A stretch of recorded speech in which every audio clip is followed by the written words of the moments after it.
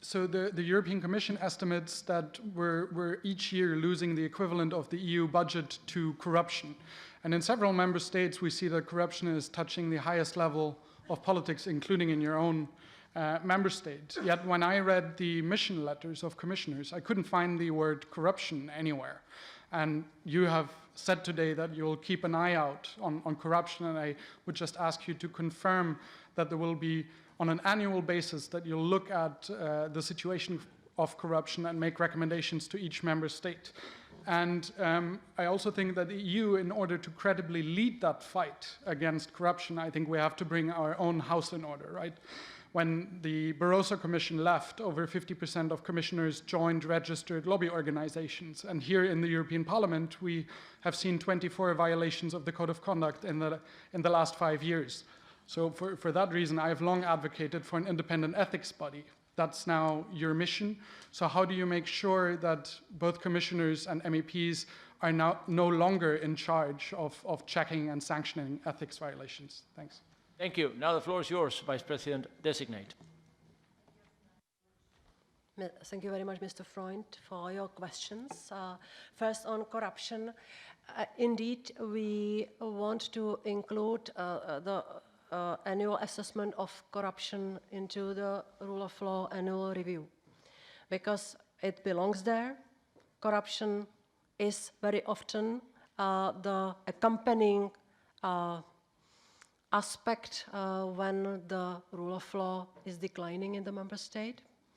And that's why, including the cases when the judiciary system and the prosecution doesn't react on the concrete findings because simply there is too big fish to be prosecuted, or some other cases of this kind. So we will look at corruption in a systemic manner.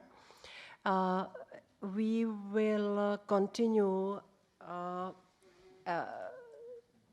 doing two things. Corruption is covered by the European semester as the factor which harms the economic situation of the member state. And we will continue this. This is more economic analysis than legal one.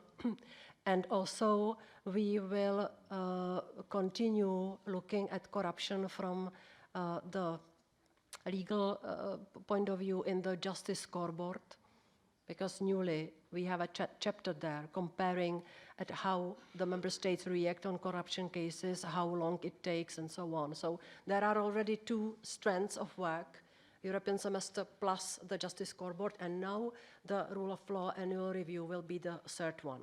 And we will use different channels, not only data from the member states, we will use the data from different sources, trustworthy sources, from Greco, from OECD, from maybe, and so on. Ethics body, I already cannot cover. You may finish, of course, but I'm just announcing that you have exceeded your timing.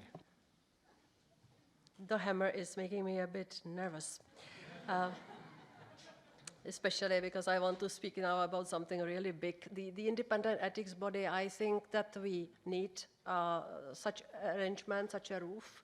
I will analyze or look into the systems and staff regulations and codes of conduct of all the European institutions, and we'll try to filter out the matters which might go under the remit of the ethics body.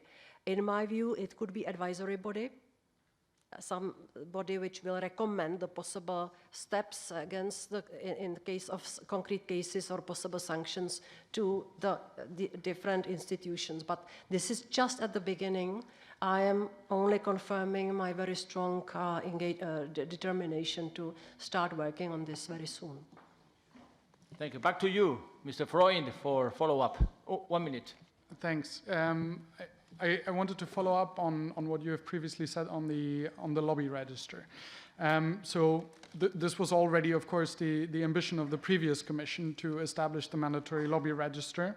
But there was also, in the mission letters of the last commission, there was clear language to seek balanced consultation with interest representatives, and that language has disappeared. So is that still the ambition of your commission and of your work to keep a certain balance in the interest representatives that you consult?